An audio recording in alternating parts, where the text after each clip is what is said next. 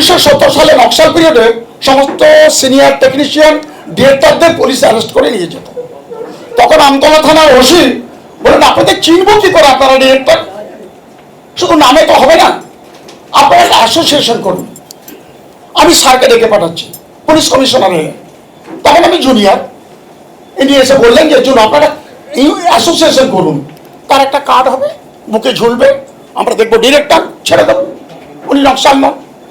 এইভাবে আমাদের অ্যাসোসিয়েশন তৈরি হলো, ডিরেক্টর অ্যাসোসিয়েশন, এবং সেই অ্যাসোসিয়েশন সোসাইটি একটা রেজিস্ট্রেশন হলো।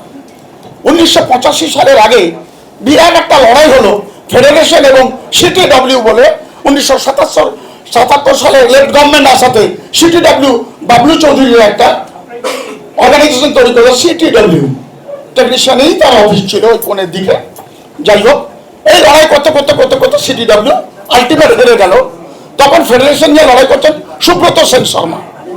তিনি অ্যাকচুয়ালি এই ফেডারেশনটাকে তৈরি করেছিলেন সব দিক থেকে, এবং তিনি বললেন যে আপনারা ডিরেক্টর অ্যাসোসিয়েশন চলে আসুন, কারণ আপনারা সবচেয়ে ক্যাপ্টেন, আপনারা আমাদের দলে চলে আসুন। আমাদের 10 বছর পর আমরা সোসাইটি একটাকে ট্রেড ইউনিয়নে চলে এলাম। আপনাদের বলে রাখি, আপনারা সবাই জানুন, ট্রেড ইউনিয়নের জন্ম হচ্ছে 1921 সালে। 1921 সালে ব্রিটিশ গভর্নমেন্ট তারা এই অ্যাক্টটা তৈরি করলেন, ট্রেড ইউনিয়ন অ্যাক্ট, অর্থাৎ খেটে খাওয়ার শ্রমিক, খড়ি বিড়ি ইত্যাদি ইত্যাদি ইত্যাদি। তার মধ্যে লাস্টে এসে সিনেমা শিল্প ঢুকে গেল ওই একই জায়গায়। এবার বলছি, আপনারা যে ট্রেড ইউনিয়ন করছেন, ট্রেড ইউনিয়নের কিচ্ছু করার নেই। কারণ ট্রেড ইউনিয়ন বলছে 1921 সালে ট্রেড ইউনিয়ন ল তৈরি হয়েছিল, তারপরে ভারত সরকার এই লতে হাত দেয়নি। কারণ এরা শ্রমিক, খেটে খাওয়া মানুষ, দিন মজুর, পরিষ্কার কথা, রোজ এনে রোজ খান। তাই ওদের সরকার কোনো বাধ্যতামূলক কিছু করতে পারবে না, বরং কিছু পারলে অনুদান দেবে, কিন্তু সরকার কিছু করবে না। না তাহলে কি করে চলবে? এরা যদি স্বতন্ত্র একটা করেছে, রেল থেকে পোস্ট অফিস থেকে যত সরকারি বেসরকারি যত ইউনিয়ন আছে, কয়েক হাজার ইউনিয়ন আছে ট্রেড ইউনিয়নের আন্ডারে। এতে মানে চ্যাটার্জি এখন আছে, আমার সঙ্গে তার ভালো সম্পর্ক, ওনার সঙ্গে আমার মাঝে মধ্যে কথা হয়। ওরা একটাই কাজ, অ্যাসোসিয়েশনগুলো তাদের সংবিধান অর্থাৎ তাদের যে জেনারেল বডির মিটিং, তারা যা সিদ্ধান্ত নেবে সেটাকে ইমপ্লিমেন্ট করার জন্য আমাদের কাছে নিয়ে আসবে, আমরা একটা রাবার স্ট্যাম্প ঠুকে পারমিশন দিয়ে দেবো। আমাদের আর কিছু করার নেই, কারণ জেনারেল বডি ঠিক করবে। তাহলে বুঝিয়ে দেখুন, ফেডারেশন কি? ফেডারেশন একটা ফেডারেল বডি, এই বডির কিচ্ছু করার নেই। স্বরূপ বিশ্বাস তার সংবিধান তৈরি করে ফেলেছে, ওটা এটা নয়। আমি ফেডারেশনের সেক্রেটারি ছিলাম, ফেডারেশনের সংবিধানই নেই, এখন খুঁজে হয়েছে কিনা জানি না, শুনলে অবাক হবেন। আমি যখন চলে এলাম, আমাকে কিভাবে তাড়ালো, পরে ও তো বললো, আমি বলবো কিভাবে, আমাকে না, আমার অ্যাসোসিয়েশনকে, আমাকে কি তাড়াবে ইন্ডাস্ট্রি থেকে? হ্যাঁ, ও জানে নাকি? ও স্টুডিওর গেট দেখেছে, অ্যাসিস্ট্যান্ট ডিরেক্টর। অনেক ভূমিকে টাকা খাই, অরূপ বিশ্বাস, স্বরূপ বিশ্বাস এবং প্রহ্লাদ শর্মা, 3টে কার্ড হয়েছিল। 3টে কার্ড আমি অলককে বলেছিলাম, একটা পেছনে লাথি মারবো না, তোর আমি কার্ড দেওয়া বন্ধ করে দেবো না। বিমল, আমি টাকা দিয়ে, আমি প্রেসার সামনে বলছি, ডোন্ট মাইন্ড, আপনার অন্য কিছু নয় না। এইভাবে তারপরে অলোক ভূমি মারা গেল। অরূপবাবু এলেন না, প্রহ্লাদবাবু এলেন না, এলেন স্বরূপ বিশ্বাস। একদিন হঠাৎ সকালবেলা আমাকে ফোন স্বরূপের, যেমন আপনি ফেডারেশন আসবেন? আমি তো রোজই আসি স্টুডিওতে। কেন, কি হয়েছে? না, একটু খুব দরকার আছে। আমি এলাম NT1, আমাকে দেখে দৌড়ে বেরিয়ে এলো বাইরে। হ্যাঁ বলো। আমাকে টেনে নিয়ে গেল NT1 ওই কালী মন্দিরটা, যেখানে রবীন্দ্রনাথ বসতেন, ওই গোল ঘরটা, ওই ঘরের কাছে।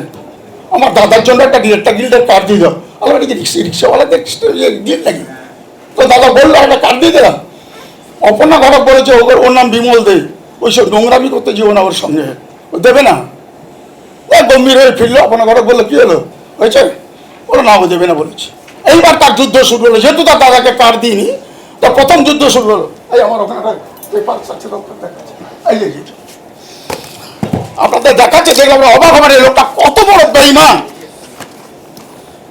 1917 সালে 16ই মার্চ আমি ডিরেক্টর গিল্ডে, মানে আমাদের একটা চার্জ দিতে হয় ফেডারেশনকে। এইটাই হচ্ছে ফেডারেশনের ইনকাম, আর কোনো ইনকাম নেই। কোনো অন্য সদস্যদের কাছ থেকে একটা টাকাও নিতে পারে না ফেডারেশন।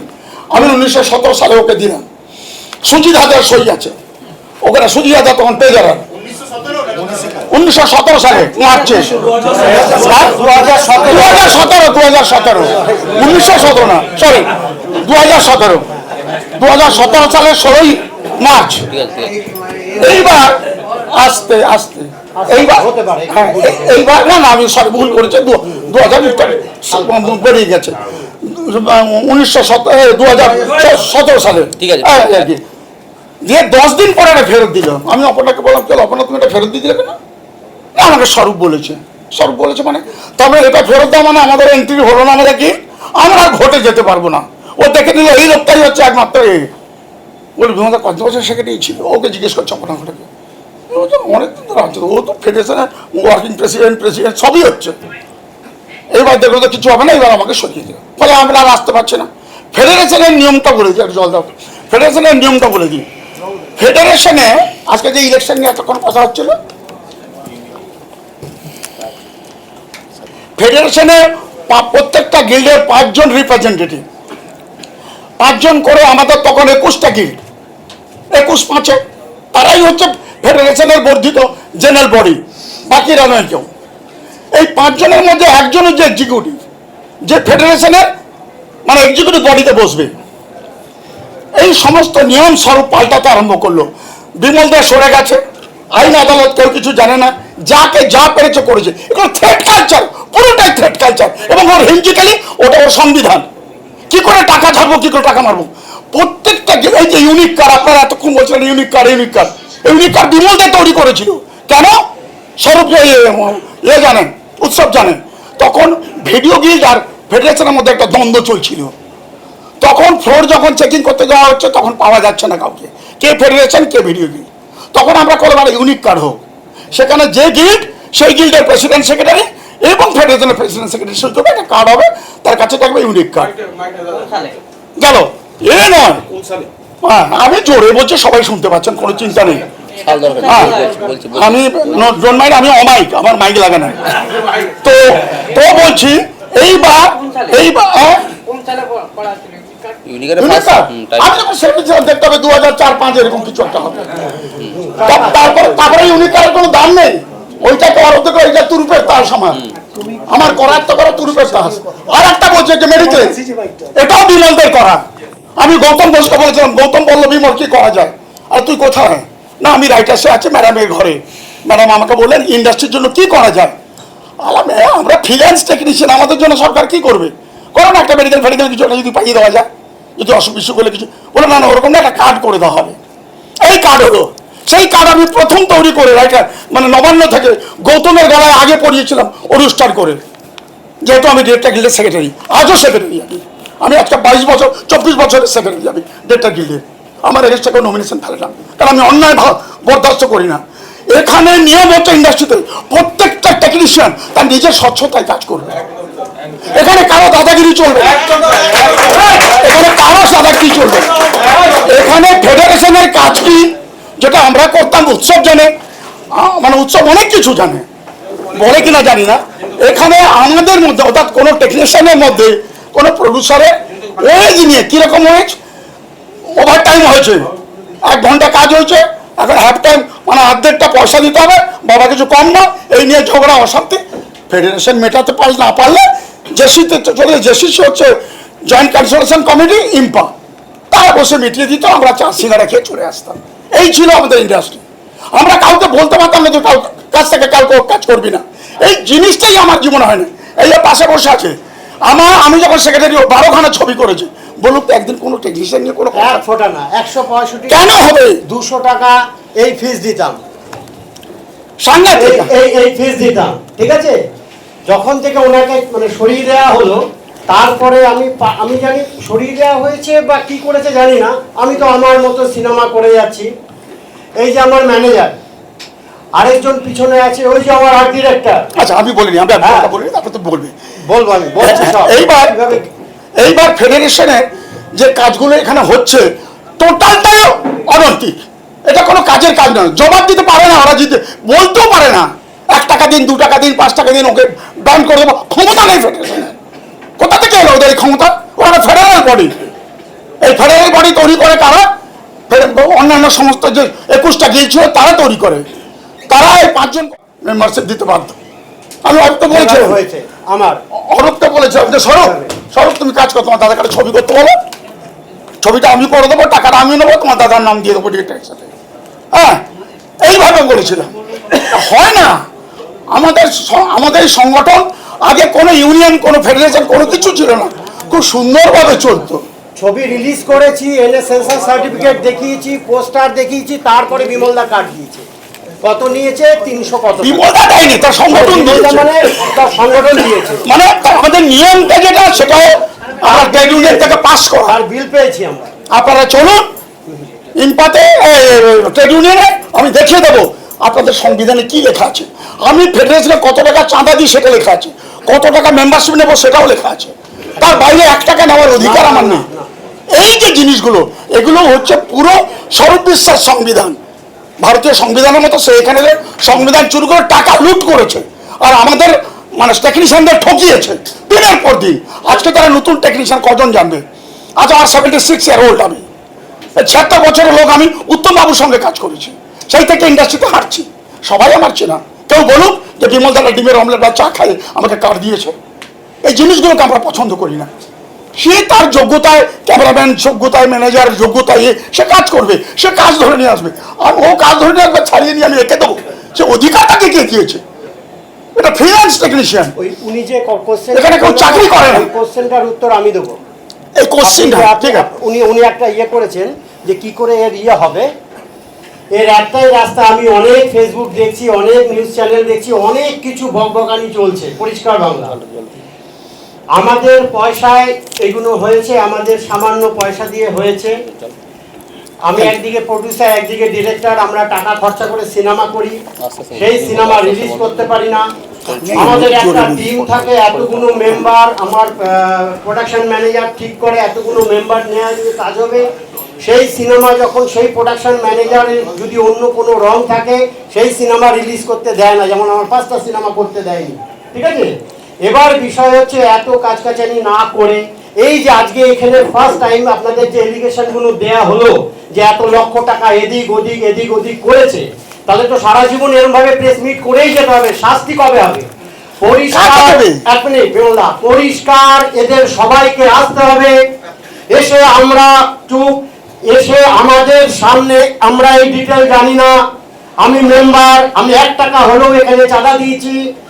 এই যে টাকার হচপাচানি হয়েছে, ওনারা ইনভেস্টিগেশন করে বের করেছে। এই টাকার সম্পূর্ণ একদম প্রেস মিডিয়ার সামনে হিসেব দেবে। যদি হিসেব না দিতে পারে, পুলিশ থাকবে সঙ্গে সঙ্গে। যেমন সারদা কাণ্ডে অ্যারেস্ট হয়েছে, যেমন রেপ করলে অ্যারেস্ট হয়, যেমন কোনো ক্রিমিনাল অ্যাক্টিভিটিস করলে অ্যারেস্ট হয়, তাকে সঙ্গে সঙ্গে অ্যারেস্ট করতে হবে। তার জন্য কোনো মামলা হবে না। পরিষ্কার আগে অ্যারেস্ট, ইনভেস্টিগেশন, রিপোর্ট দেবে, তারপরে নতুন কমিটি সবকিছু গঠন হবে।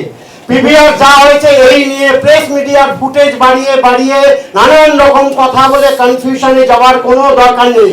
একদিন ঠিক হবে, সেই দিনকে সবাই আসবে। যারা মেম্বার পয়সা দিয়েছে, যারা কমিটিতে পিভিআরসে ছিল, যাদের সঙ্গে অন্যায় হয়েছে তারা থাকবে। প্রত্যেকে শুধু মেম্বার ঢুকবে, আর প্রেসের কিছু লোক থাকবে, একদম ওখানে পুলিশের লোক থাকবে, একদম ওইখানে তার হিসেবে সঠিক উত্তর দেবে। বিচার হবে প্রথম, আগে আমাদের টেবিলে বিচার হবে, তারপরে লিগাল। এখন কথায় শুনছি, ইনপাতেও শুনছি যে আমি লিগাল স্টেপ নেবো। লিগাল মানে দীর্ঘমেয়াদী, আমরা জানি ততদিন আর বাঁচবো না। 55 বছর বয়স, 5খানা সিনেমা করে 5 কোটি টাকা লস খেয়েছি আমি। এবার আর 5 বছর বাঁচবো। ওই সুইসাইড হয়েছে না, আবার আমরাও সুইসাইড করবো। কারো সুইসাইড দেখা ধারণ বলতে দিন বিমলদা, কারোটা দেখা যায়, কারোটা দেখা যায় না। যদি নিজের গতরের পয়সা যখন না খেয়ে থাকছে, এই যে দিনের পর দিন কাজ দেওয়া হয়নি, একে ফোন করে বলা আছে পিঙ্কুকে নিয়ে নিলে কাজ দেবো না, সেটা ব্যান করে দিয়েছে। ওই যে অভিযানে আছে, ওই যে আজকে একটা রোড নিলে কাজ দেওয়া হবে না। আমার সেই সিনেমাটা রিলিজ করতে দেয়নি আস্তে আস্তে। কিন্তু কোনো প্রতিবাদ করবার জায়গা ছিল না।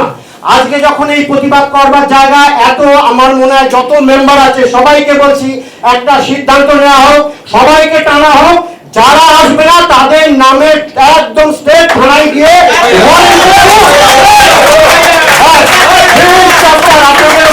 আমাদেরও কাজ, নতুন কমিটি গঠন, সুস্থভাবে কাজ কাজ করুক, না কোনো প্রডিউসার আসবে না, এত কাজকাচানি হলে কেউ আর আমাদেরকে টাকা দিয়ে কাজ করাবে না, এটা আমার কথা। আমরা রক্ত দিয়েছি 1970 সাল থেকে, আমরা এই ইন্ডাস্ট্রিতে রক্ত দিয়েছি, আমরা কোথাও কাজ করি না, এই ইন্ডাস্ট্রিতে কাজ করে খেয়েছি। আমাদের নিয়ে কোনো কমপ্লেন নেই। বলুন গোটা ইন্ডাস্ট্রিতে কোনো ডিরেক্টর অমুক কমপ্লেন করেছে। আমাদের ডিরেক্টররা যতটুকু ম্যান পাওয়ার প্রয়োজন ততটুকু ম্যান পাওয়ার নয়। জোর করে আমি পান গাছের একটা ছবি করতে যাব, তাকে হেড দেশে পাঠিয়ে দিল। আরে সে কিছু আম গাছের পান গাছের চুল ছাড়বে? ভাবুন তো, এইরকম জিনিস হয়েছে।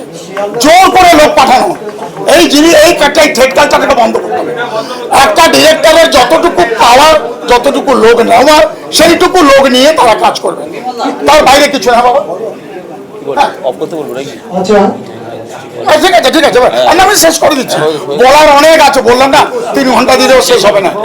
এই স্বরূপ বিশ্বাসের অভিধান বিশাল, এই যে কিভাবে একটা তৈরি করেছে, সংবিধান তৈরি করে এইরকম শাসন চালিয়েছে।